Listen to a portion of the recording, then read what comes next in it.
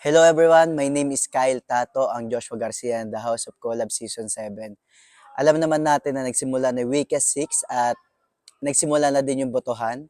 Ito sila yung 6. Kung isa sa mga idol nyo ang nasama sa weekend 6 at kung gusto nyo silang masave, pumunta lang kayo sa www.thehouseofcollab.com website at pwede kayo mamili ng kahit anong gift doon and magkakaroon kayo ng freebies.